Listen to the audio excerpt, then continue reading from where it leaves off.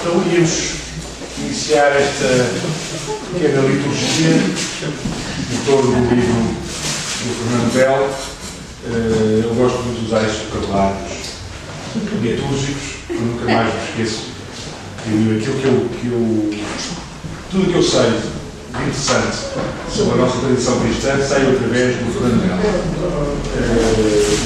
Se eu me reconciliei com a minha condição cristã, foi graças a este senhor. Portanto, é com toda a gravidade que eu digo para fazer uma liturgia em torno do livro do Fernando Bell. E gosto muito que esta liturgia seja em torno de um livro que se chama Heidegger, Pensador da Terra, com a presença de Hernán Borges Duarte. Porque o Fernando é daqueles que mais tem contribuído para transformar o Heidegger num pensador da Terra, um pensador de cada terra.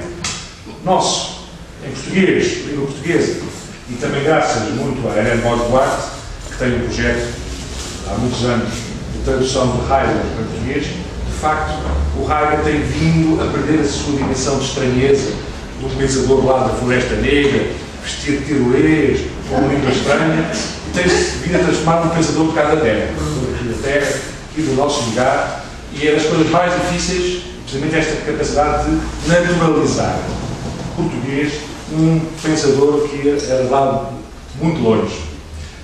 Para mim é muito simpático poder fazer esta liturgia em torno precisamente deste livro, porque provejo das pessoas que já sabem que este senhor escreve imenso, publica livros de referência a uma cadência quase evangélica. E, portanto, eu podia ter feito esta festa em torno de outros livros, mas por sorte foi em torno deste. Ora, preciso explicar que não foi o Fernando Bell que quis organizar isto. Este senhor resiste a estas festas, gosta de estar lá na Floresta Negra dele, ali para os lados de Sintra. Portanto, foi de graça à minha insistência que ele aceitou descer à cidade. Não trouxe calções de tirolês, mas traz a estar sempre de camponês desinserido de qualquer tipo de cenário urbano. Portanto, fique claro que esta festa aqui... Mas com bom gosto. Mas sempre com bom gosto, claro. Sem casas de cidadania. E, portanto, fui eu que insisti. Tudo correr mal nesta festa, é responsável é minha. Bem,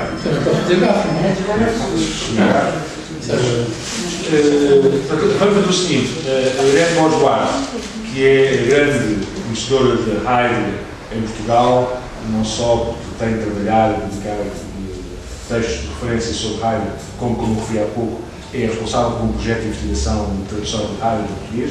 Será a Irene que vai ficar com a parte de leão desta sessão, que vai fazer o comentário, digamos, mais profundo, mais grave.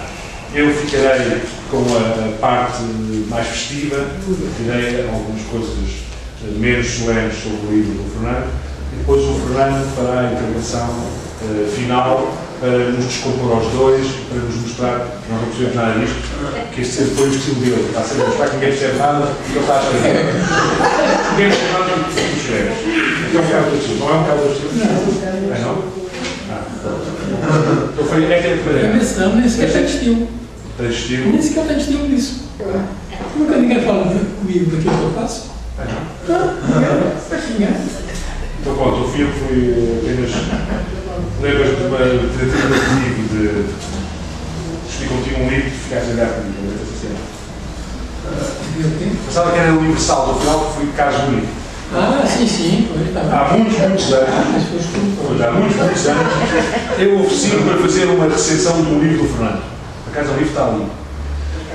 Que é um livro que reconstitui a controvérsia entre Derrida e John Searle em torno do conceito de conversa. O Fernando Bell tentava mostrar que a teoria pragmática do Searle não fazia sentido nenhum, funcionava que era o conceito de conversa, e que, pelo contrário, o Derrida era um bom contributo para perceber o conceito de conversa. E quando o livro foi publicado, eu colaborava regularmente no público e disse ao Fernando: olha, vou escrever uma recensão sobre o teu livro. Simpático, disse ele, está bem, faz lá a recensão. E quando eu leio o livro, fico um bocado assustado, porque era uma reconstituição do confronto entre Derrida e o Searle, sem que o Fernando Bell tomasse em consideração um livro que tinha acabado de ser publicado pelo Derrida, onde o Derrida reunia o dossiê da controvérsia entre ele e o Husserl. Tinha havido realmente uma controvérsia. E de forma ao Fernando Melo, disse, mas tu escreves um livro sobre o Derrida e o Husserl e não o utilizas como base.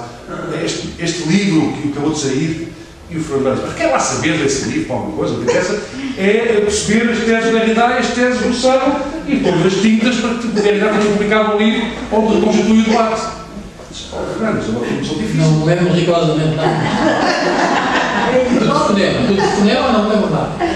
Eu quis fazer a recensão, é verdade, e depois não vejo. Pois olha, Fernando, isso não posso fazer uma recensão sobre um livro do debate entre o Derrida e o Husserl e tenho que dizer que tu não citas o livro fundamental que é o dossiê de Derrida e Husserl. Se não digo, acusam-me de incompetência. Se digo, ficas mal na fotografia, não é? Vou fazer uma recensão. E digo que o autor não toma em consideração o dossiê.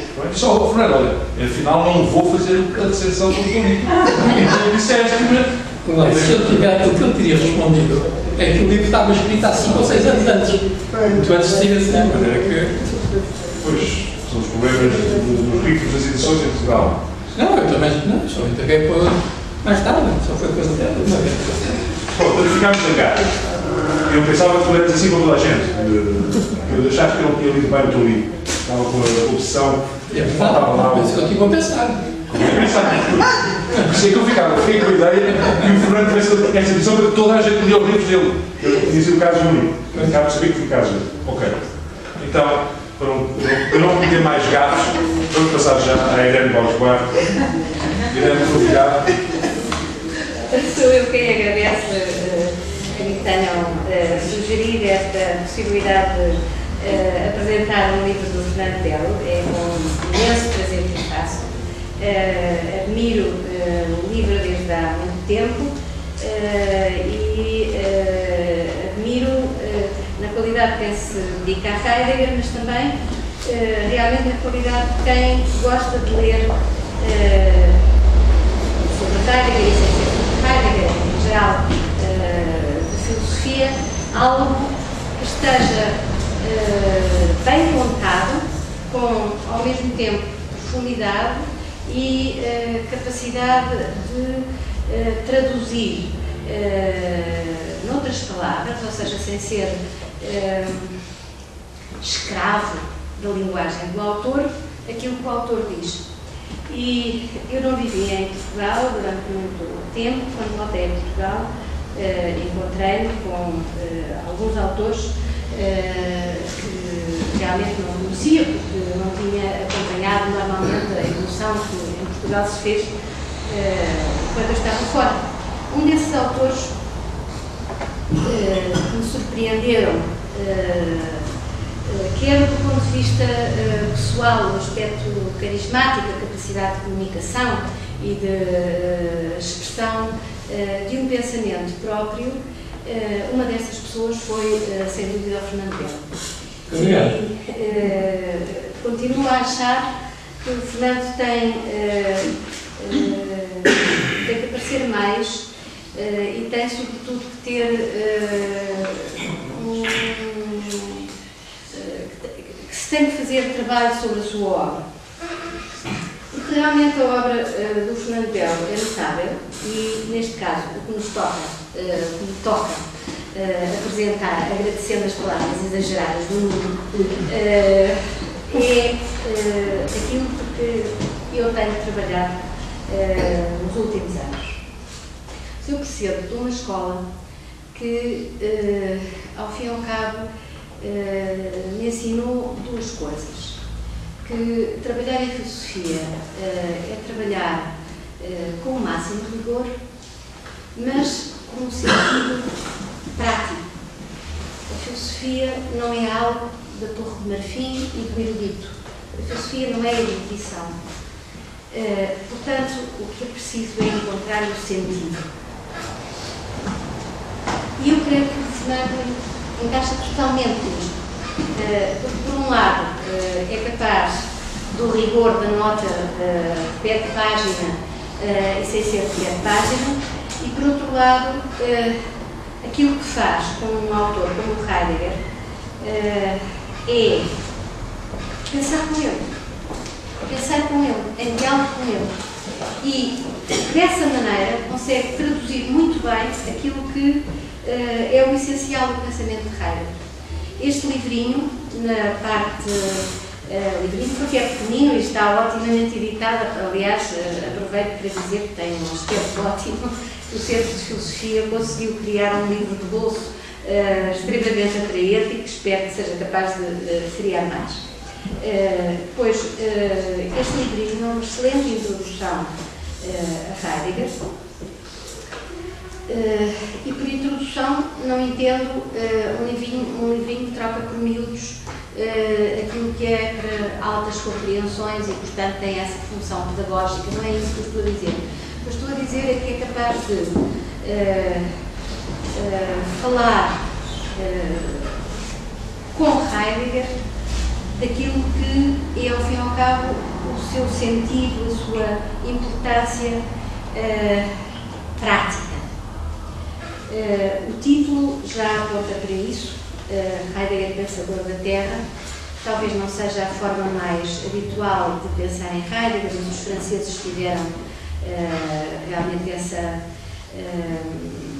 tiveram talvez a prioridade em dar-se conta que Heidegger era um dos primeiros pensadores ecologistas, só que realmente toda a trama ligada à interpretação de Heidegger durante muitos anos e atendendo às suas condições de vida particular, a velha história sempre tão falada. Não vou falar disso. O Fernando também fala, e muito bem, mas eu não vou falar disso. Por isso, evidentemente, é o chamado caso Heidegger.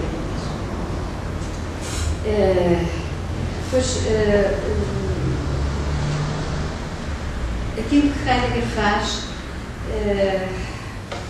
é tentar pensar o âmbito da morada do ser humano, não é? E o ser humano como morada do ser, as duas coisas, não é? E isso realmente é, de alguma maneira, começar a pensar o oikos que alguns dos seus discípulos, naturalmente críticos, porque só um discípulo crítico vale a pena, os que são ortodoxos não valem a pena, servem ao que servem e já está.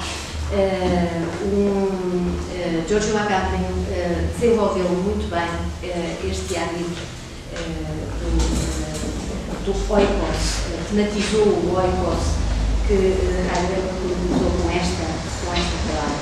Mas tematizou com a palavra que utilizou Fernando, utiliza por diferentes vias, da Terra. Começa por analisar, ou melhor, mais que analisar, começa por referir, dar as referências fundamentais do percurso de Heidegger, em que a Terra tem que ver com o physis, mas também tem que ver com esse âmbito que Heidegger chama Erde, ou seja, traduzido diretamente por Terra, corretamente por Terra, que é aquilo que se esconde, mas que serve de solo para o aparecer daquilo que é o mundo humano. Portanto, a Terra é a maneira como o aí do ser fala daquilo que é a base, que é o núcleo oculto de tudo quanto no nosso mundo humano parece transformado. Evidentemente, a pedra seria terra, não é? Faz parte da terra, é um aspecto daquilo que é o habitat humano, mas que aparece traduzido para nós em casa, em parede, em tempo, e a análise que faz Heidegger justamente na origem da obra de arte do contraste e luta, fala justamente na luta da terra que se esconde no mundo que aparece, a propósito da análise do que é um templo grego. Ele dá a pensar no templo péspero, nas magníficas colunas dóricas do templo de Pesca. A terra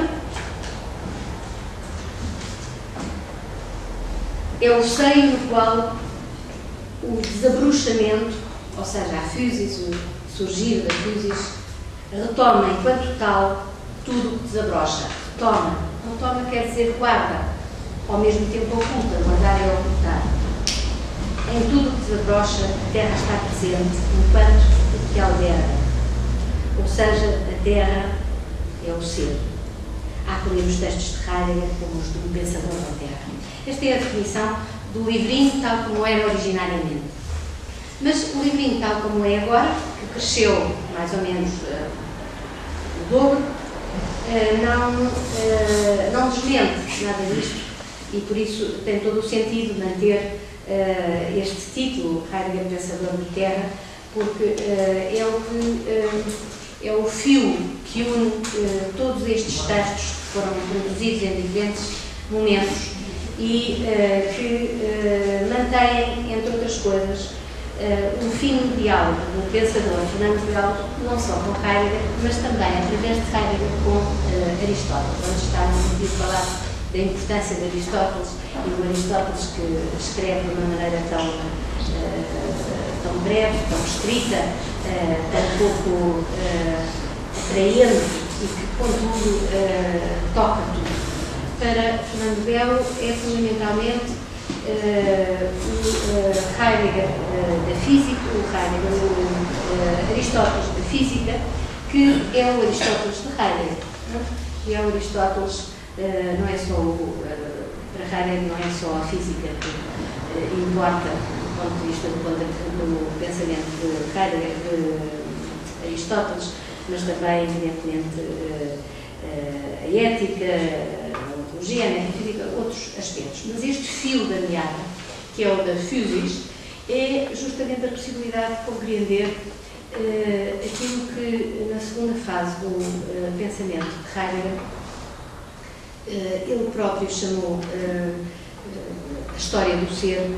Aqui o Fernando não fala muito da história do ser, mas não fala como uma época da produção heideggeriana, e não fala porque o Fernando,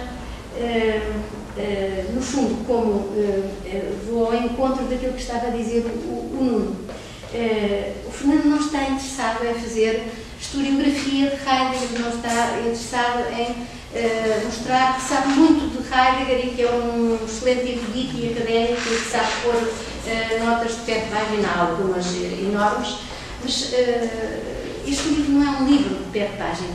Este livro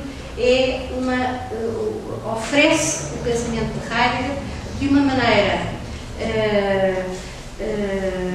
singela, ou seja, com precisão e com capacidade de o tornar um interlocutor. O Fernando fala de Heidegger como um interlocutor. E isso é o que eu chamo uma excelente introdução. Portanto, não é pedagógico, é trazê-lo à conversa. Pensa com ele e, portanto, naturalmente também critica e naturalmente interroga, mas nesse sentido que é levar adiante a sua própria interrogação.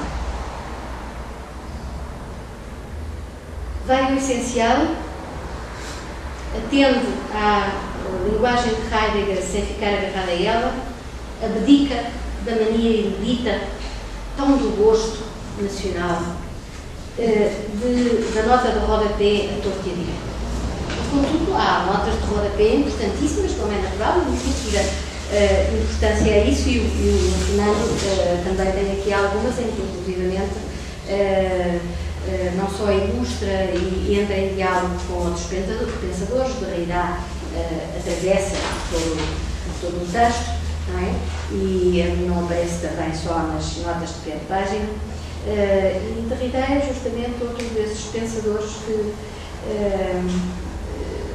soube ler Heidegger, isso sim, permitam-me que me meta um bocadinho por Derrida, utilizando uma linguagem que ainda é mais complicada e mais terrível, que é a linguagem, é como Heidegger ao quadrado. Não é um Heidegger quadrado. Não, isso não. E além disso, seria um Heidegger com bom gosto. Portanto, realmente, esta introdução a Heidegger, eu diria talvez, não diria talvez, digo, é talvez um dos livros fundamentais escritos em português sobre Heidegger. Para dizer a verdade, conheço alguns livros escritos em português sobre Heidegger e creio que tendem ou ao preciosismo erudito de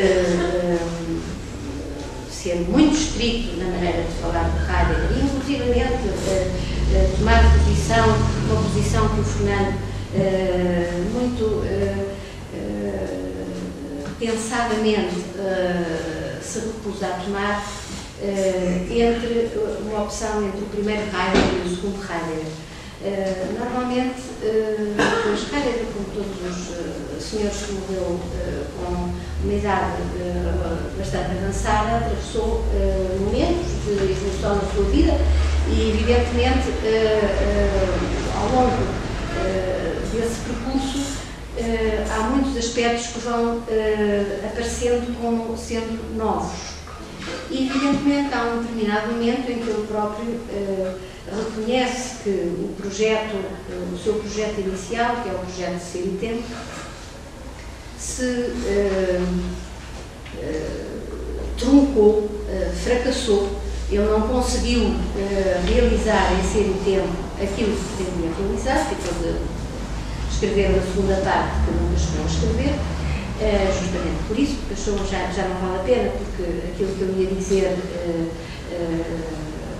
está ainda dentro de um contexto e a ser compreendido dentro de um contexto que não é aquele que permite compreender o que eu quero e, portanto, não vale a pena. O que eu tenho que fazer é dar uma volta, virar-me e escrever de outra maneira. Portanto, há uma viragem, mas essa viragem é a viragem, sobretudo, da linguagem e da perspectiva em que encara aquilo que já tinha avançado inicialmente. Portanto, evidentemente, não podemos deixar de pensar que Heidegger fala do Dasein como o ser aí, que é o aí do ser, é ao mesmo tempo o ser aí do ser, é ser o aí do ser. Continuará a pensar, mas até a palavra Dasein começa a ficar mais em desuso no segundo Heidegger, que cada vez fala menos de Heidegger. Estão a ver, eu também estou a falar do primeiro Heidegger e do segundo Heidegger. Porque é que o segundo Heidegger, como ele diz a Richardson, em 62, só é compreensível a partir do primeiro e tendo em conta o primeiro, da mesma maneira que o primeiro só ganha pleno sentido a partir do segundo. Portanto, aquilo que realmente há, e eu creio que nos diferentes momentos deste livro que acompanha não a história de Heidegger, embora a mencione, mas a maneira como Heidegger traduz a história que é a história do ser, vão aparecendo estes diferentes momentos. E realmente o Fernando não utiliza a forma habitual de tratar deste percurso, que é falar da Keren. O Fernando evita a palavra Keren, não sei porquê, é uma pergunta que eu dizer isto. Aparece a algum momento, mas aparece com viragem. Está a viragem. Pois, mas em Portugal, sabe, soa muito melhor quando se diz esquerda, parece mais importante. E o Fernando não cai nessa. Portanto, no fundo, traduz de outra maneira, utiliza uma linguagem que é a sua linguagem para dizer aquilo que entendeu e entendeu muito bem. Não é um elogio, ou seja, Heidegger não só é difícil, como além disso permite bastante, dá bastante pé para que nós entendamos outras coisas, não é? Portanto, o Fernando realmente o que faz é, interpretando Heidegger, chegar em profundidade naquilo que é o pensamento de Heidegger. E não fala da história do ser e da ontologia fundamental, e não fala dos contributos para a filosofia, da maneira que não tinha falado daquela obra que tinha acabado de sair, e não importa nada, porque não é isso que é importante, e aquilo que de facto diz, continuo a dizer, é um mergulho no pensamento de Heidegger. Mas não é um mergulho chato, estrito, académico. Não é académico no sentido pesado de ser académico.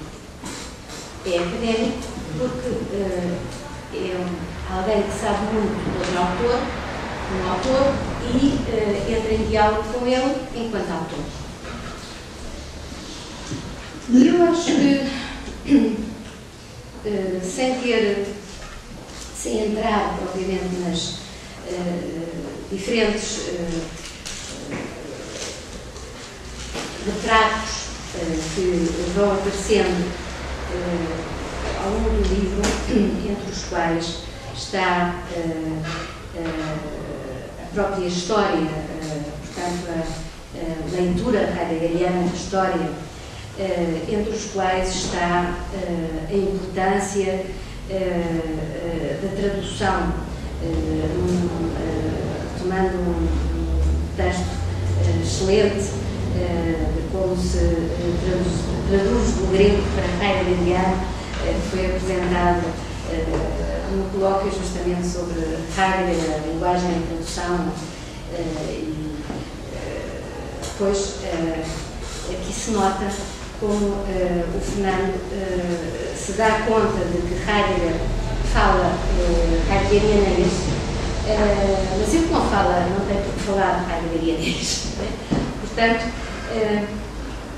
também nesse aspecto se torna possível ler este texto, que às vezes na leitura direta de Heidegger não se entende bem o que é que ele quer dizer. É preciso mais tempo e é preciso ficar empastelado lá dentro durante bastante tempo a compreender. Isto é isto, e então temos que tirar isto, compreender na sua estrutura mais simples e mais humana. E depois tem uma coisa ótima, que é, em vez de ir aos exemplos tradicionais e magníficos que punha Husserl, que era o livro, o papel, a folha de papel, o Fernando tem uma coisa extraordinária, que é encontrar uns exemplos da sua lavra que são magníficos e que eu não resisto ao mostrar-vos aqui, quando eu começo a falar do ser no mundo, na cozinha. Não vou, evidentemente, ler muito, mas vou só ler um pedacinho, porque me parece extraordinário. E extremamente indicativo das duas coisas, do que é compreender bem um autor e do que é ser capaz de pensar com ele, mostrando algo que, no fundo, eu diria, o Fernando também pensa. Porque na minha escola também aprendi outra coisa, que é a filosofia que se escolhe dentro do ser humano que se é. E o Fernando mostra o ser humano que é neste aspecto. Vou só ler aqui um bocadinho. Colocar a questão do sentido desse ser ao qual ele, o ser humano, está aberto, nomeadamente pela linguagem, que o Dasein é definido, nessa medida que é definido ao nível ontológico. E então dá um exemplo. Sejam exemplos do cotidiano. O Dasein é, pois, ao nível ôntico, este mundo em que ele está aberto, agora e aqui. Determinismo, fatalismo, não, visto que ele não pode ser este aqui no exterior, senão porque tem uma pré-compreensão. Na cozinha, ele não é um marciano que caiu do céu. Trabalha a partir do que já sabe, das receitas que conhece. São a sua palavra e os seus comportamentos que são a sua abertura e que respondem a uma outra abertura. Com efeito, para que a verdade de uma coisa se desvele a um humano, é preciso o acordo mútuo de uma dupla abertura doada pelo ser. Este tanto dá a coisa como o humano no seu comportamento aprendido em relação à coisa. Ao nível ôntico das aberturas dos próprios entes, quando, por exemplo, se faz uma sopa de legumes. As batatas, a que os franceses chamam com graça maçãs de terra, dizendo que esta as dá, e a água, uma fonte, é a terra que se abre, as cenouras, a terra fê-las crescer e abriu-se sob o seu impulso. O sal, nas narinas abertas, o sal depositou-se. O azeite pressionado das azeitonas, das oliveiras, como as cenouras, as azeitonas, vem das flores que nelas se abriram. Tudo isto é metido numa grande panela aberta antes de se fechar com a tampa. Depois abre-se o fogão, colocando na abertura da chaminé, saem o gás e o lume, a cabeça do fósforo, abre-se não a chama e assim de seguida. E o cozinheiro olha, os olhos bem abertos, claro, olhando cada um dos seus gestos, as mãos para pegarem na faca e cada cenoura, ou para acender o lume, não podem ficar fechadas. Abre os braços quando tem que pegar na panela com as duas mãos, etc. Com efeito, ele tem de saber abrir os olhos e as mãos, de maneira a deixar ser o que se recebe, a tapa, a panela, o lume, deixá-los ser segundo o seu ser, tal como eles são, segundo as suas leis empíricas, definiram os cientistas. É coisa que se aprende e que exige habilidade. Também falar ao outro implica, com os olhos abertos, se dirigir a palavra entre aberturas e fechares, muito seguidos na garganta e na boca, e que se escute sem se fechar os ouvidos, que um sorriso abra o rosto, ou que, se um ar zangado fecha, esse fechar seja ainda uma espécie de abertura, apesar de zangado. Para se apertar as mãos, elas foram primeiro bem abertas para um abraço. Os braços abertos envolvem o pescoço do outro, para um beijo, os lábios entreabriram. Todas estas aberturas ônticas são dadas pelo ser como possibilidades. E para que essas possibilidades não sejam determinismos, obrigações, a própria doação dissimula-se, esconde-se, revela-se. E termino. Desvelar, permanecendo velado, é água.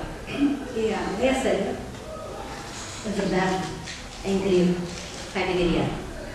O Fernando, com isto, mostrou o que é o estar à mão, o que é o objeto, o que é o ser no mundo, que é justamente dar sentido à cenoura como algo que se põe no calo.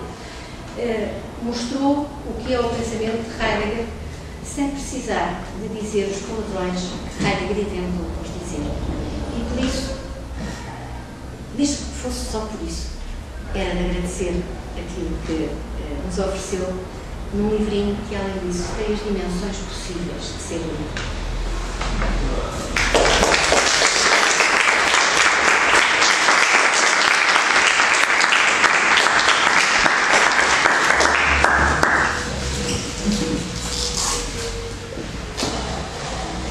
Uma das coisas mais tocantes deste livro é, pelo menos no meu caso, é que nos faz sentir muito miúdos ler este livro. O Fernando Bell escreve para miúdos, no bom sentido de escrever para miúdos, que é aquela experiência de ter vontade de rir após tudo e de nada, de ficar encantado com as coisas mais simples e descobrir nelas coisas imensas, gloriosas. para além disso, o Fernando Bell, em mim, produz certo efeito de sentir miúdo, porque ele foi meu professor há 38 anos. Eu era um completo miúdo, estou aqui duas antigas colegas minhas, a Paula e a Teresa, por acaso, nós vemos uma turma, foram alunos do Fernando Bell. Ele já tinha. Fomos colegas ou não fomos colegas na turma? A Teresa não apanhava. Eu não sei. Ah, tu não foi a turma do Fernando? Mas eras muito colega naquele ano. Mas bem para lá, mas estás à aula do Fernando. Não era o do. Ah, ok. Mas a Paula foi a minha colega. Lembras das nossas aulas comigo? Sim, sim. E o Fernando já tinha estado de ancião, sábio, conserva assim tal qual há 38 anos. Tem ar de sábio, mas não de ancião. Não. Quem tem ar de ancião és tu.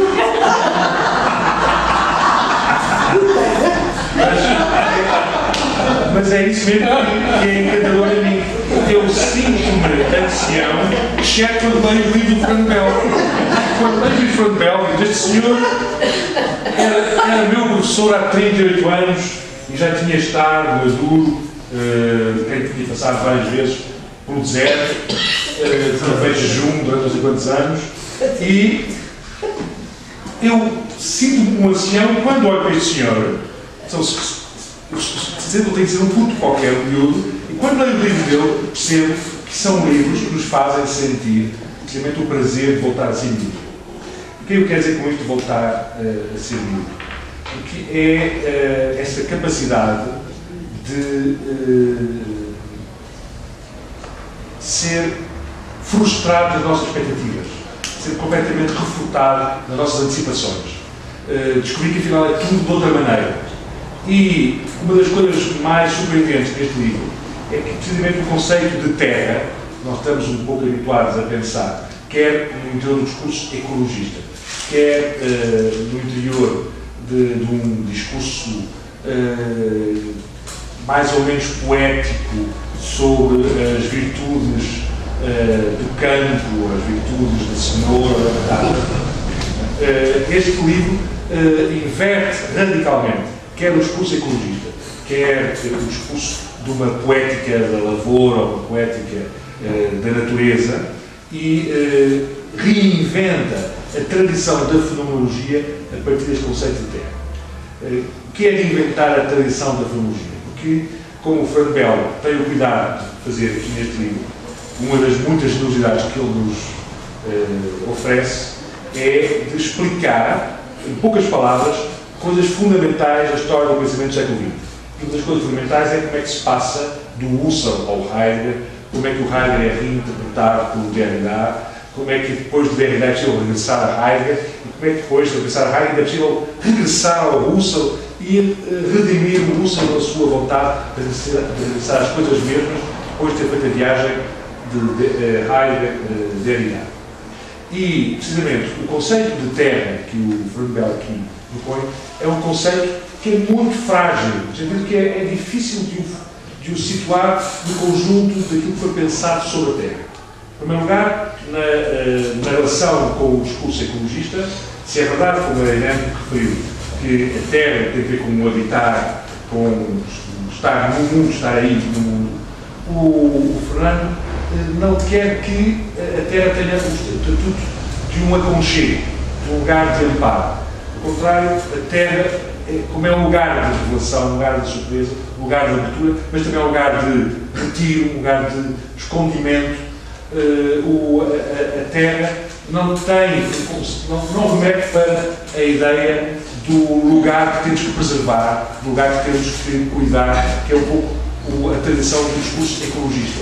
Preservar a Terra, porque sem Terra nós desaparecemos, porque a Terra é o nosso solo, o nosso fundamento. Não há essa figura do solo, não há a figura do fundamento, não há a figura do amparo, não há a figura da base, há por contar a ideia da Terra como desamparo, onde nós entramos em desequilíbrio.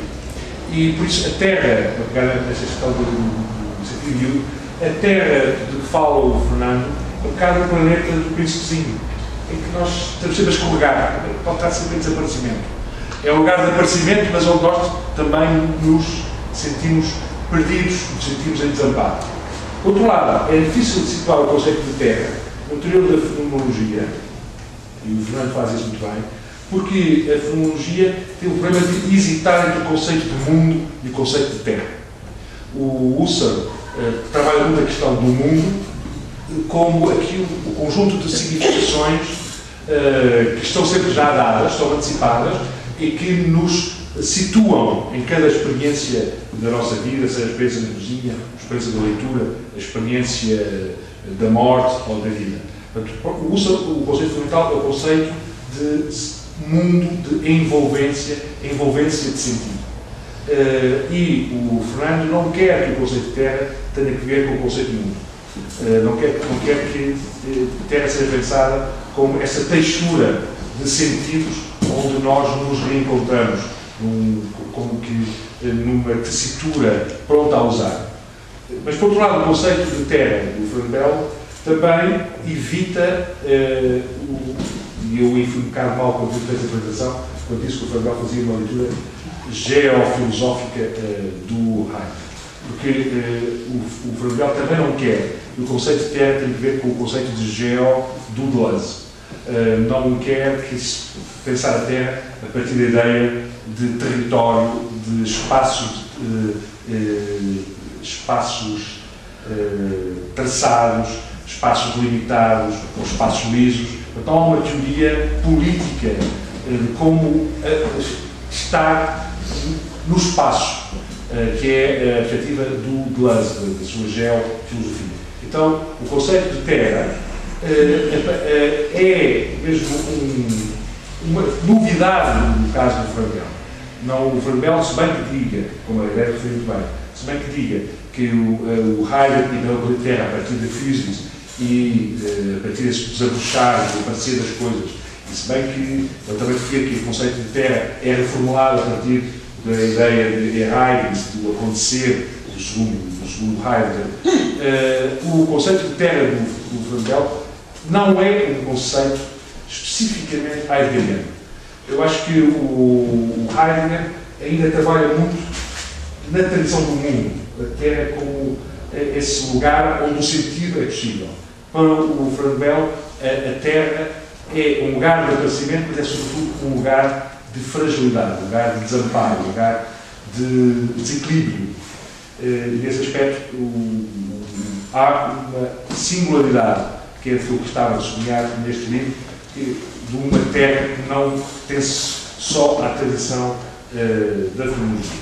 Pois, há outra dimensão deste livro que me parece muito sugestiva e que também tem que ver com a tradição que o Fernand inventou na nossa comunidade, chamemos académica, para não dizer filosófica, que é uma certa rapidez na utilização de léxicos, uma certa liberdade de utilizar vocabulários que pertencem a autores diferentes, pertencem a tradições que não são imediatamente compatíveis, e nisso o Fernand, de facto, foi um caso único, pelo menos na nossa faculdade, onde eu, a Guilherme, a Teresa e a Paula estudámos, a Fernanda estudou, na Faculdade de Letras, que é de ler com a mesma alegria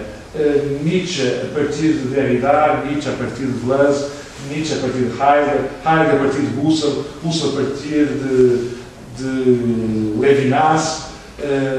Eu nunca mais posso esquecer que o primeiro curso que eu fiz, que foi há 38 anos, era sobre Nietzsche, e foi a minha grande introdução a Nietzsche, mas nós lemos Nietzsche, sobretudo, lendo o livro de Deleuze sobre Nietzsche, Nietzsche e filosofia. E lemos Nietzsche, textos de realidade sobre Nietzsche. Portanto, para o Fernando só faz sentido este atravessamento de referências, essa circulação entre tradições, entre obras. E neste caso, do modo como ele entra no Heidegger, ou como nos convia também a entrar no Heidegger, tem a ver com um dispositivo muito original, que é situar Heidegger entre dois acontecimentos. O acontecimento Husserl e o acontecimento Derrida. O Heidegger, o Fernand tem sempre o cuidado de não nos apresentar o Heidegger como de geração espontânea, como um pensador que tivesse ficado simplesmente a contemplar a Terra, ou a contemplar o estado aí do homem, e que, a partir de experiências radicais, originais, tivesse produzido uma compreensão diferente do que é o homem, do que é o tempo, do que é a mesma outras coisas. O Fernando tem o cuidado de mostrar que, em que medida, Heidegger pertence à escola do Husserl, começa a pensar a partir de intuições que vêm do Husserl, como depois o Heidegger as transforma, e é nesse gesto de quase torção sobre a fenomenologia que emerge um pensamento que nos toca muito mais do que o pensamento do Husserl. E, ao mesmo tempo, o Heidegger é também apresentado como um mundo que, onde algumas das suas forças teóricas não se enunciam integralmente, e que só depois dele, autores como Derrida ou Levinas conseguem tornar visível. Portanto, essa ideia de que o pensamento do Heidegger é um pensamento que está em progress, que vem de um lado, subverte as suas raízes, abre para outros campos, e que é nesse movimento de metamorfose, de translação, que deixa imensas coisas que nos permitem pensar com ele, é também um traço muito original deste livro. Um Heidegger que está inscrito num percurso do pensamento do século XX, mas que não é apenas um epígono do Husserl, nem é apenas o ponto de partida para outras obras como o Derrida e o Levinas. Um terceiro aspecto que eu gostava de sublinhar neste livro é o facto de o Fernando Bell querer criar com que um linguajar próprio para faça do Heidegger um pensador cara a terra, como dizia na introdução desta liturgia, e isso tornar o Heidegger quase português, um Heidegger, não há uma Portugalidade, não há um pensamento português, portanto não há um lugar de inscrição imediata do Heidegger em Portugal. Portugal são muitas coisas e a maior parte delas são desprezíveis, portanto é bom não a portugalizar demasiado Heidegger, porque seria não digo manchar, mas amputar alguma da força que o Fernando quer reconhecer no Heidegger. Então o que há de Portugalidade que se sente esta vontade de trazer o Heidegger para a Terra? Aqui eu digo 4 aspectos. O primeiro aspecto é essa liberdade na questão das traduções. Percebe-se que o Fernando está atento a alguma especificidade de certos léxicos básicos do Heidegger, da sua formação da língua alemã, também da sua relação com a língua grega, e o modo como Heidegger faz esse exercício de tradução infinita de pequenas passagens, sobretudo do Aristóteles, que o Fernando trabalha, mas onde a tradução tem que ser um exercício quase de jogo, um exercício de abrir possibilidades, em vez de fixar léxicos. O primeiro aspecto de liberdade de utilização de traduções, de versões de texto do Heidegger. O segundo aspecto tem que ver com algo que me marcou muito também, e muitas pessoas começaram a saber que conhecia o Fernando Bell em Sevilha ou em Abril, que é um remeter para uma certa experiência, extravagância, que caracteriza uma certa maneira de ser português. Eu nunca mais me esqueço de um texto que o Fernando Bell publicou num jornal, que era o jornal da primeira página, jornal que era o jornal de esquerda, a Gazeta, não, era a Gazeta. A primeira página foi depois, não era a Gazeta. Eu nunca experimentei. Página 1. Mas era a página 1. Eu escrevi na Gazeta da semana. Só a Gazeta. Era a Gazeta. Era, não mais esqueço, de um texto que se chamava O Cu da Jacinta. Chamava-se O Cu da Jacinta. imaginem o que é um texto de 75, 76, que tinha como título O Cu da Jacinta. Mas que raio de Cu da Jacinta?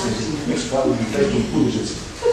E o que era o Cu da Jacinta? É que justamente o Fernando contava numa sessão de debate político, de repente alguém chateado perguntava no meio do debate: mas o que é que isto tem a ver? O que é que isto tem a ver com o Cu da Jacinta? Você nunca viu o meu cu, dizia, quando eu rapaz. Você nunca viu o meu cu. Mas quando alguém perguntava: o que é que isto tem a ver com o Cu da Jacinta? Não era? Não, Pedro, não estou a dizer bem. Nem fala sério.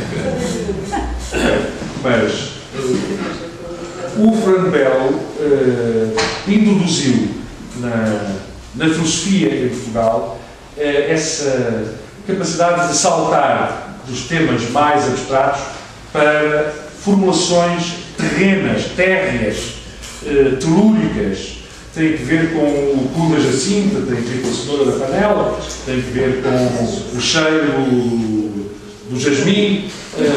E o Heidegger, de facto, há aqui um odor tal verde, há um odor a cheiros da terra que se encontram em algumas aldeias, que o Fernando consegue trazer para o texto e mostrar que o Heidegger pode ser pensado a partir destas coisas surpreendentes, paradoxais, como perguntar o que isto tem a ver com o cu da Jacinta. A outra relação do Heidegger com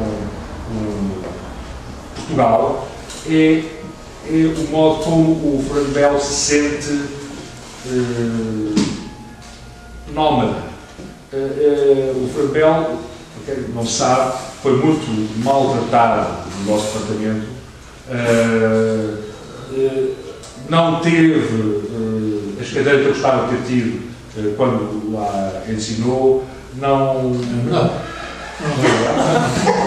A linguagem era a coisa que eu queria fazer e foi deixar sem fazer. Só quis dizer. Sim. Eu fico sempre com a ideia de ficar a fazer linguagem. Não. Então não te sentiste maltratado? A linguagem no estruturalismo era o ponto-chave, a grande descoberta do pensamento francês.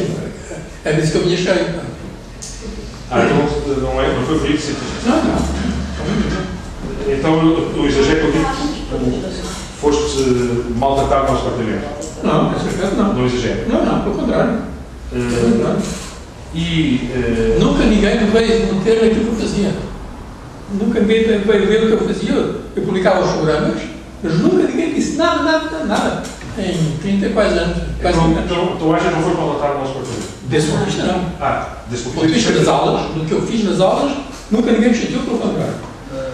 Então eu tinha a ideia que os maus tratos que se disseram sobre o Fernando Belo tinham que ver com o não deixar dar outras cadeiras para a cadeira que ela dava no seu trabalho e também tinha que ver com uma certa tentativa de apagar a presença do Fernando Belo no nosso departamento, como se ele não fosse professor do nosso departamento, e que obrigou o Fernando Belo a uma certa experiência quase de clandestinidade, de nomadismo, de estar um pouco fora, estava sempre fora do retrato, nunca estava lá o Fernando Belo estava sempre noutro sítio, estava fora dos centros onde era suposto estar os grandes professores do nosso departamento.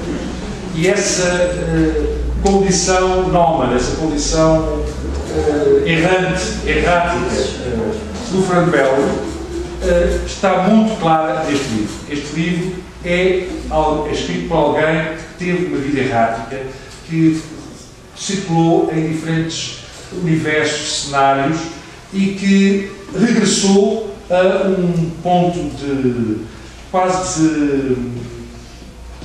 de sabedoria, há uma poética, há uma leveza em algumas passagens que a gente já leu, e outras passagens.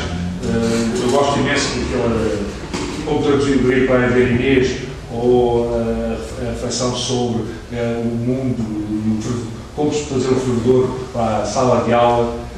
São textos de alguém já que está longe de tudo, completamente livre, absolutamente independente de todos os constrangimentos académicos, e que a partir desse não lugar regressa ao único lugar onde se pode regressar a alguém quando alguém não tem lugar, que é a Terra.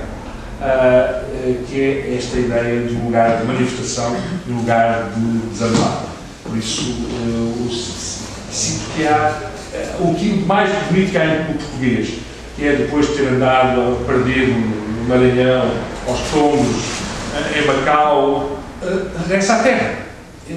Para que ele pense que regressa à aldeia dele, não sabe que regressa à terra. E o Fernando, depois destas 1000 experiências de errância e de nomadismo, regressar ao tema da terra, regressar aqui a esta linguagem quase olderliana de uma terra como lugar de desamparo e meditação, é, para mim, o que faz deste livro um livro que eu gostaria que fosse reconhecido daqui a uns anos como um livro exemplar de uma certa forma de fazer filosofia em Portugal com a língua portuguesa e com a tradição portuguesa.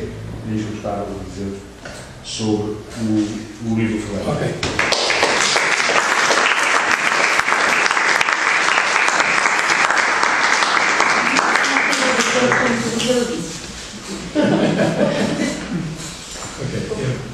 A primeira coisa que eu queria dizer tem a ver com uma amiga minha que fez a grande despesa de aparecer aqui com 81 anos e completamente interessado. E vou dizer porquê. O tema da abertura do humano ser aberto para o outro, que é um tema que o Heidegger lançou no pensamento europeu nos anos 30, nos anos 27, é a partir daí. Ora, quando eu tinha os meus 16, 17, 18 anos, as minhas irmãs aqui, mata de irmãs, andavam num movimento chamado Noelista.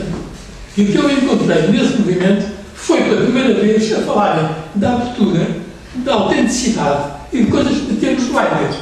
Essa senhora, a Joana Bernarda Costa, é uma das principais responsáveis disso. Eu estou muito contente de ter uma aqui.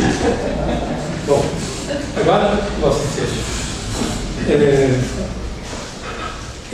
Vocês fizeram esse pacto científico e eu fico muito contente por ser miúdo porque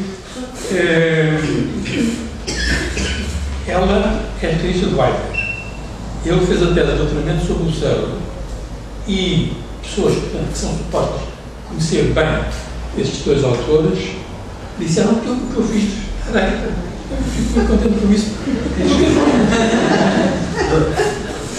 Porque justamente qual é o problema do Heidegger? A grande força dele é a sua maior dificuldade. É que ele raramente dá exemplos. Eu sempre, há muito tempo, penso que o Heidegger trabalhava de forma abstrata como fazem os matemáticos. Um matemático não tem que fazer contas. Reflete sobre, transforma equações e conceitos complicados sem nunca chegar à Terra. O Heidegger também era assim. Raramente dava exemplos. E, ora, como eu não sou de formação filosófica, eu vinha da engenharia e depois da teologia, eu precisava de exemplos. Sempre precisei de exemplos. Eu nunca fui capaz de perceber nada de filosofia senão com exemplos. O que significa que eu demorei 30 anos até perceber alguma coisa do Heidegger. E não estou a exagerar. Eu li a Essência da Verdade há 50 anos, princípios dos anos 60, eu não lembro bem exatamente se foi 59, 60, 61. Depois, quando fui para o Uruguai e depois em Paris, um dos meus livros que eu li muito foi os ensaios e conferências dele, sobre a técnica, sobre a habitação, sobre o humano, justamente como um habitante na Terra. Depois também encontrei em Uruguai um livro sobre o ser e tempo, fazia o resumo do ser e tempo. Nessa altura não havia o ser e tempo em francês, a não ser a primeira metade. E, portanto, fiquei com uma ideia da temática do ser e tempo. Mas eu tive sempre a sensação, à medida que percebia algumas coisas, mas que me escapavam da cabeça. Mas isso eu sempre sabia. Digamos que se eu tive alguma virtude foi não ter deixado para cá, é muito complicado, eu não percebo. Isso é que eu nunca fiz. Então, o que sucedeu, o que me salvou e que explica a publicação deste livro em 91, 92, foi que em 89 eu fazia o centenário, em 1989, e uma senhora, minha amiga, que tinha uma editora, pediu-me para escrever um livro pequeno sobre o Heidegger. E aí eu comecei então a ler o Heidegger com o pé e cabeça e mais. E acabei por encontrar o texto sobre a física em Aristóteles, que de repente foi a revelação. Ele de repente disse, xiça, pá, foi isto que ele entendeu. E eu devo dizer que nunca vi ninguém, em tudo o que foi sobre Heidegger, nunca vi ninguém dizer, é isto que ele ensinou. A palavra de honra é uma coisa que me faz imensa impressão. Ora bem, o que os exemplos são importantes. É que os exemplos não é apenas uma coisa pedagógica. É que eu vim a perceber muito mais tarde que com os exemplos dele faz uma verdadeira pedagogia. Isto é, ele é abstrato porquê? Porque ele fala num nível que ele chama ontológico do ser, já vou daqui um bocadinho dar uns exemplos. Mas, quando a gente pega ao nível dos exemplos, tem-se a mesma coisa que ele pensa em termos abstratos, tem-se com descrição do que é o mundo, do que é que são as coisas, do que é a Terra. Agora, de outras coisas que eu acho que são realmente importantes na minha compreensão do Heidegger. A primeira eu devo ao João Paisana, um colega nosso, que infelizmente morreu muito novo, de uma maneira estúpida, mas cuja tese foi justamente sobre a passagem do Husserl para o Heidegger. E uma vez, a uma aula, estava a falar do furador de leite, foi assim, cheguei a uma aula em que ia falar da passagem do Husserl para o Heidegger e levava um chuvedor, isso é uma panela qualquer, e quando chegou a altura, pus em cima da mesa. E disse, isto é o objeto da futurologia do Husserl. Estava a olhar para ele, realmente achava uma piada, mas também, o que é que quer dizer? O que é que isto queria dizer? Isto queria dizer que, numa sala de aula, aparecer uma panela ou um corredor de leite é uma coisa estranha. Então a gente vê, não é? Mas se fosse na cozinha, ninguém estava com o professor, não é?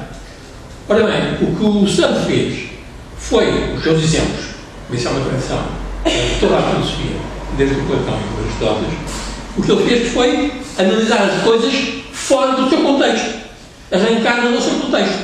Justamente quando a gente fala de essência, a essência de uma coisa, por exemplo, a essência de uma galinha, não é nenhuma galinha, é aquilo que se compara de todas as galinhas e que é abstrato, que é verdade de todas as galinhas, em qualquer tempo, em qualquer espaço, em qualquer circunstância.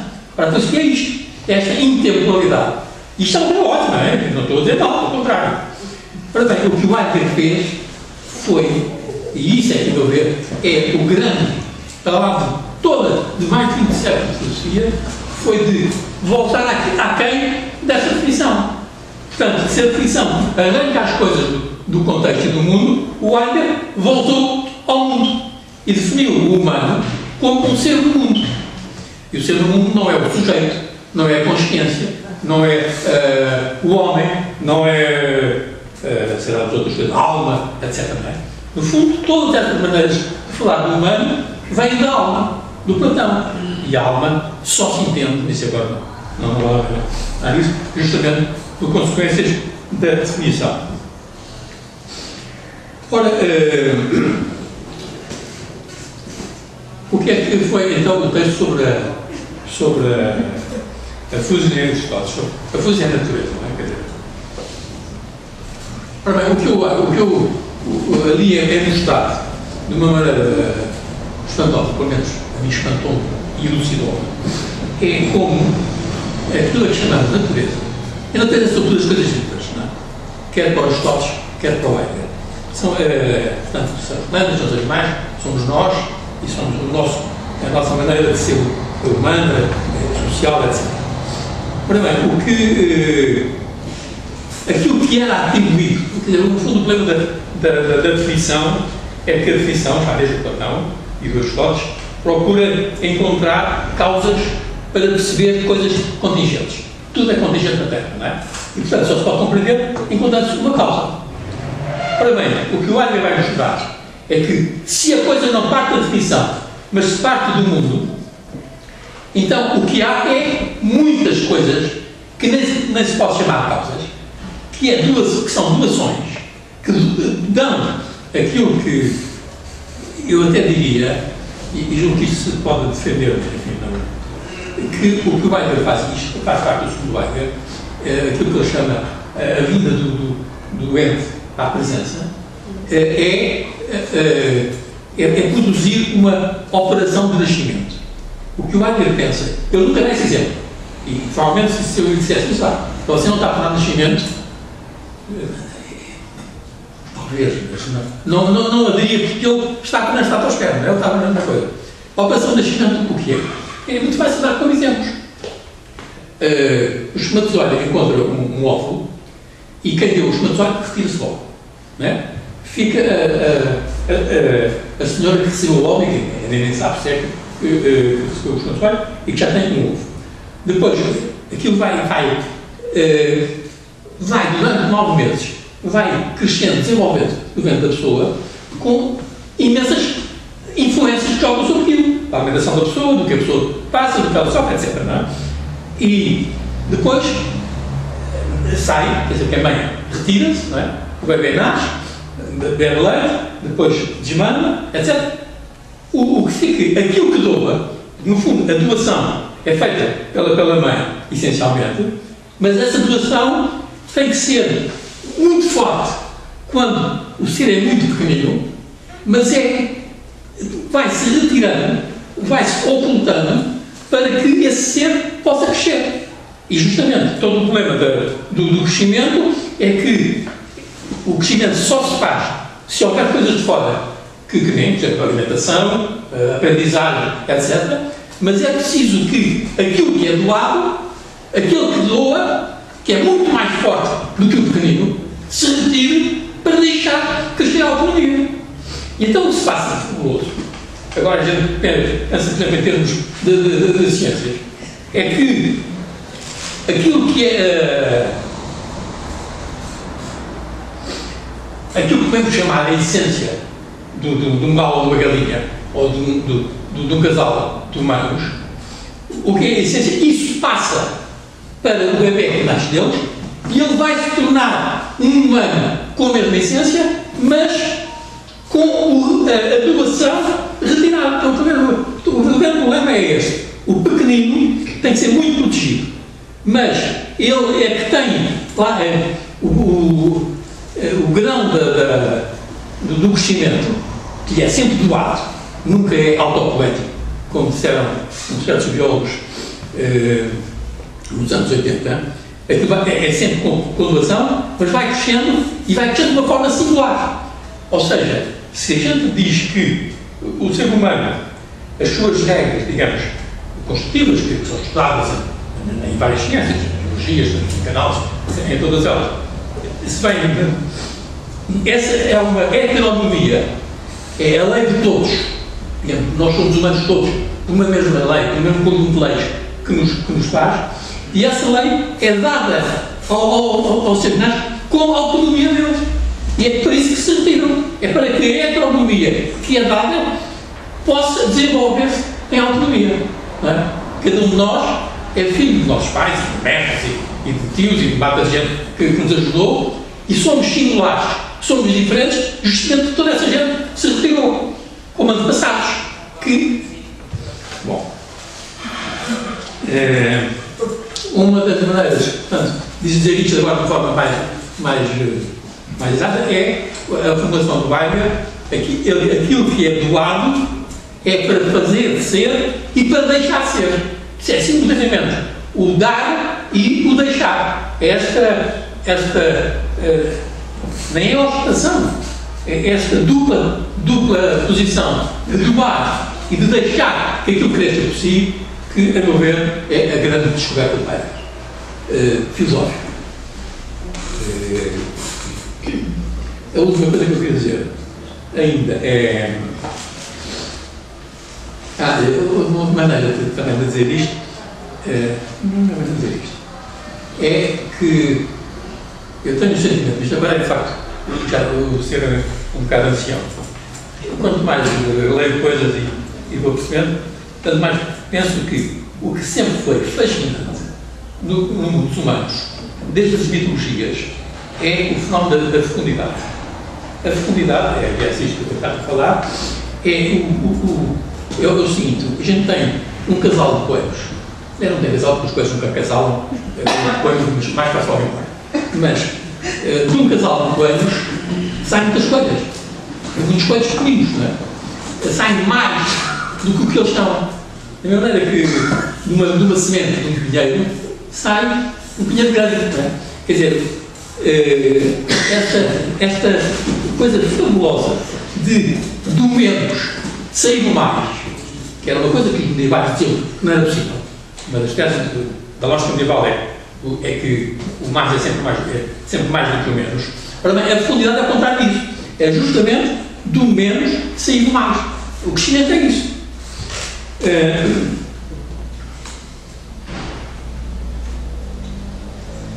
A última coisa também é assim. Em 1962, o Heidegger fez uma conferência chamada Tempo e Ser, em que inverteu, portanto, o título do livro de 27, Ser e Tempo.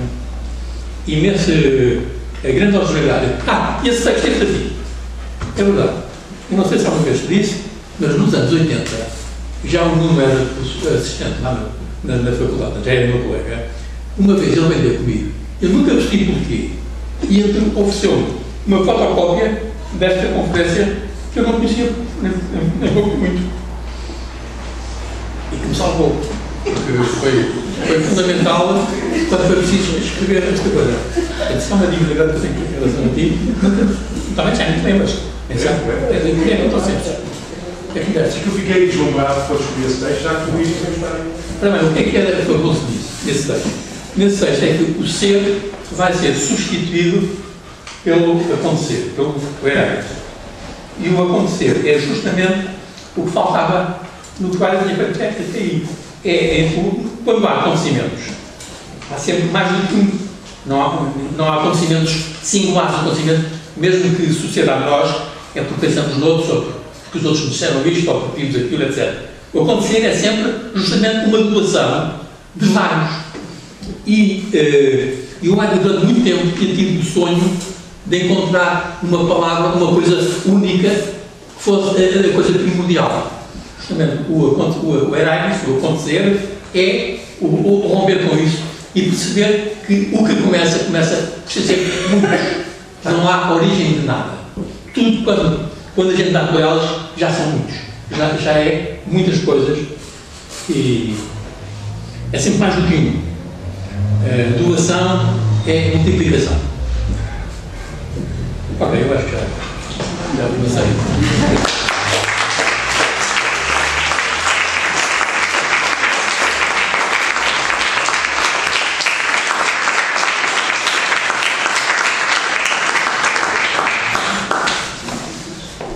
Agora é um período para formulações, interpelações.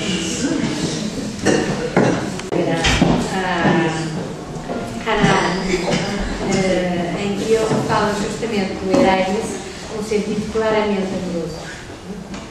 A apropriação recíproca.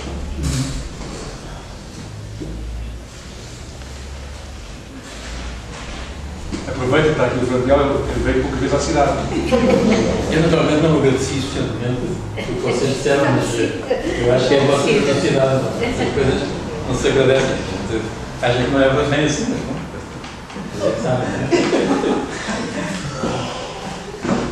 Mas que Heidegger falou muito da Terra, falou. E que tem um sentido geohistórico que tem. E tem sentido de imanência. Ou seja, eles agora vão começar a discutir as interpretações. Não, é só uma pontualização. Ou seja, tem todo o sentido. O Fernando encontrou um aspecto importante que não é habitualmente aquilo em que se centra a interpretação de Heidegger, mas que é possível, perfeitamente possível. Não, e tem muito marcado pela realidade. E tem sentido, tem sentido para nós. Vocês terão dois pensar isso. Eu, na altura em que descobri o Heidegger, em 89, portanto, passados 30 anos que andava a tentar ver, eu nessa altura já conhecia razoavelmente o Derrida. O Derrida foi um bocado parecido. A vantagem do Derrida para mim foi muito mais fácil porque ele estava nas entrevistas. E publicava entrevistas, de maneira que compreende muito melhor as coisas do que o Heidegger nunca se. Enfim, que eu saiba, raramente foi entrevistas. Mas justamente eu penso que aquilo que eu encontrei no Heidegger só é possível a partir da leitura do Derrida. Quer dizer, sem isso, nomeadamente a aplicação que eu fiz às ciências, sem Derrida é impossível. Mas o que significa que, como o Nuno disse bem, que o Derrida fecunda o próprio Heidegger, não é? Quer dizer, como um discípulo pode fecundar o mestre, não é? Quer dizer, justamente levando mais longe, não é? Aliás, acho que é isso. Acaba de ser discípulo é isso. É receber do mestre para ir para outro lado, não é? Porque a gente não tem o mestre. Felizmente não tem o mestre atrás de nós a dizer coisas. Ele disse e retirou-se. E todos nós vamos para... Ok, não. Eu queria só fazer um comentário, posso? Deve ser por causa da idade. Fernando falou da dificuldade de Heidegger não ter exemplos. E eu, como também já tenho uma idade razoável, posso dizer exatamente o contrário. Para mim, os exemplos atrapalham sempre muito. Realmente, os exemplos, Fernando, é uma coisa que me perturba imenso. E quando eu estou a ler um texto cheio de exemplos, chateia, porque realmente aquilo que me dá um gozo profundo é essa, você chamou de estratosfera, é essa articulação em que o exemplo não faz nenhum. Mas é isso que eu sei. Eu sei. Eu quando digo não preciso de exemplos, é porque eu tenho sempre um pé fora. Eu sempre tive um pé fora da filosofia, não consegui ter os dois pés na filosofia. Você está ainda bem. Não sei se tem os dois, mas realmente o exemplo não me faz falta. Já estava.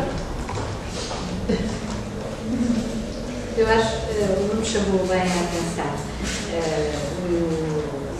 Não é um exemplo, é um caso. Não é? A descrição do caso é o caminho fenomenológico. Justamente, é isso. É isso. Mas eu acho que as próprias coisas, a fenomenologia pode ser. E não acho que o Heidegger cabeça tanto disto. Pois, mas é muito fácil. Bem, pelo menos eu gostei. Pois, Eu gostei. Até porque, como tu dizes, um exemplo ao lado pode rebentar completamente com um problema filosófico. Escolher o fervedor. Claro. Mas é genial, a ideia do fervedor é genial. Ele demoliu a fenomenologia com o simples exemplo. Não é? Não demolia. O Heidegger é que tinha chegado ali um ponto onde teve que estar nos saltos. Sim, mas tu quiseste mostrar os limites da fenomenologia com o exemplo do fervedor. Como tu há bocado disseste, eu depois voltei ao observador. O motivo da redução é hoje para mim um motivo capital em muitos campos, até na Bíblia. Já agora, independentemente de tudo, o que tu possas ter achado recebido transmitido o cristianismo. Tenho um texto que foi, aliás, um colóquio sobre o Levinas, em que procuro fazer um paralelo entre Platão e o Isaías como exemplo do profeta, a partir da exegese atual do Antigo Testamento, faz com que, posto que o primeiro livro a ser publicado, a ser escrito, foi o Deuteronômio, e todos os outros foram escritos muito posteriormente, o que permite dizer que os profetas são para a Bíblia como o que os filósofos são para a filosofia. Portanto, é um pensamento em termos de antropologia hebraica que se faz. Ora, nessa base, eu tentei comparar, nesse texto, comparar o que o Platão faz com a definição, que é uma redução que permite pensar, com aquilo que faz justamente o Deuteronômio. O Deuteronômio faz uma redução no campo da política, não é uma redução até em ciências, mas é uma redução que justamente permite perceber como é que a Bíblia funciona, qual é a lógica política e espiritual simultaneamente da Bíblia, e que, aliás, já agora se vai ter como conclusão no tempo do século, no princípio do século I, que os romanos, dominando completamente a Palestina, e como se a gente sabe pela história, durante nunca mais os judeus perceberam que tinham possibilidade de se libertarem, na lógica daquilo que eles tinham recebido da profeta, só tinham uma hipótese, era anunciar o fim do mundo. É a redução operada pelo Deuteronômio que explica que João Batista, que Jesus fossem escatológicos, pensassem que o mundo ia acabar, ou de São Paulo, e os próprios que começaram a guerra contra os romanos em 66 e depois foram derrotados. De maneira que é uma maneira de perceber como a dedução permite compreender lógicas de textos que não têm nada filosófico. Não é? De maneira que o céu, que é um bocadinho, muito pouco, um bocadinho das ideias. Mas essa é a tua originalidade. Não, mas foi o paisano. Aí foi o paisano. Já agora, por causa da Terra e da Physis, há uma observação do Gaufret, agora deixa eu deixar um bocadinho mais erudito, do Gaufret sobre o texto da Origem da Obra de Arte, em que era traduzido, não fui verificar na vossa tradução, que era traduzido em francês,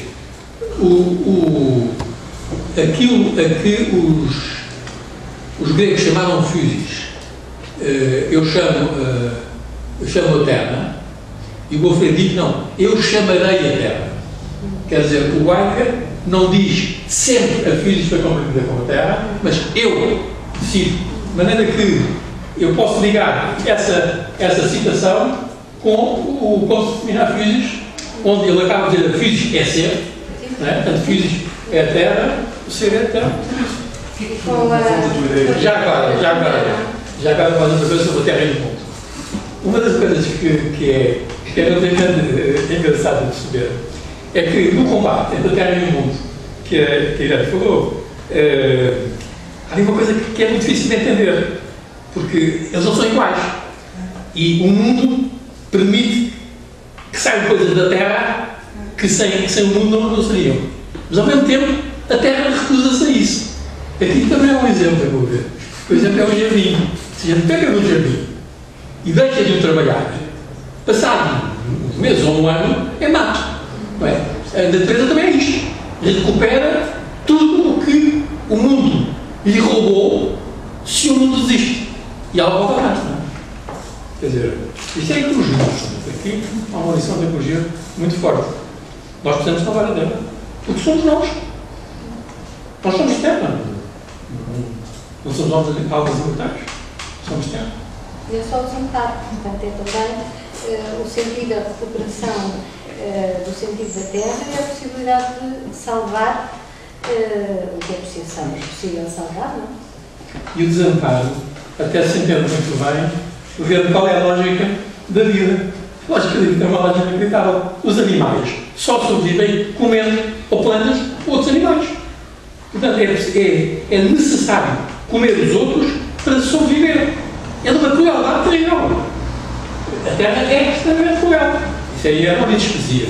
A natureza é bela e cruel. Nós sabemos disso, não é? Essa lógica da guerra resulta daí. Não é? Quer dizer, isso, enfim, essa é uma outra história. A Terra é aterradora. Exatamente. Eu brinquei uma vez com o João Bernardo da Costa, quando ele começou a fazer crónicas no público, a primeira, logo, citava um alemão qualquer, que eu nunca tinha ouvido falar, mas para ele era muito importante, dizendo que Deus era terrível. A coisa mais terrível que havia era Deus. E foi logo assim ao 25, ao 11 de setembro, e eu expliquei que se para se dizer que Deus era terrível era preciso a palavra terrível, é que dizer que a Terra ainda era mais terrível do que Deus.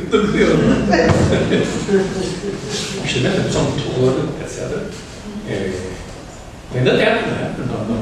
A Terra não é negra. Por que tu não confrontaste com o conceito de geo em inglês? Eu sinto que há a vontade de não te aproximar da geofilosofia inglesa. Eu nem conheço. Nunca me falei sobre isso. Eu gostei imenso da filosofia. Costumo dizer que é o livro mais bonito de filosofia que alguma vez li na minha vida. E há muitos que eu gostei lá mesmo. Mas eu nunca consegui pensar a partir do lance. Eu acho que entre o Derrida e o Deleuze há duas posições que se encontram no que contestam, mas que são desavindas daquilo que propõe. E eu penso que o Deleuze é platónico. A opção dele é de tipo platónico e a de Derrida é a mesma coisa, é Aristóteles, então não. Mas enfim, isto agora são fotografias. Mas eu gosto muito do Deleuze. Nós temos o ABC dele e quando estamos muito chateados, a Teresa e eu vamos ouvir um bocado do ABC e ficamos contentes. Não é engenheiro. Não percebi. Não é engenheiro. Isso significa o quê? E isso não vai ver com o Deleuze. Não, o Deleuze, o período maquínico, o Deleuze. Sim, O antigo é só máquinas. Sem órgãos. Ora, a definição de alma em Aristóteles e em Kant é a simplicidade, não tem composição, não tem órgãos.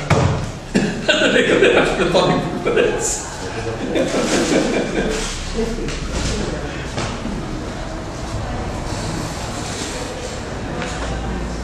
Então querem ir simplesmente conversar ali ao lado com o Fernando em privado? Ou então se quiserem dar autógrafos, não quero autógrafos. Eu já tenho Obrigado, Fernando. Eu até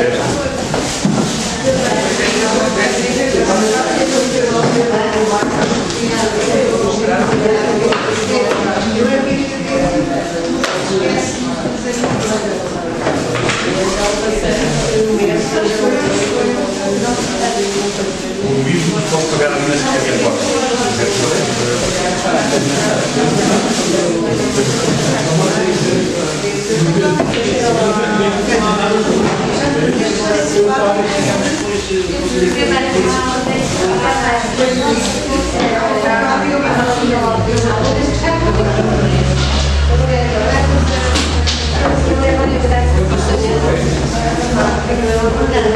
Thank you.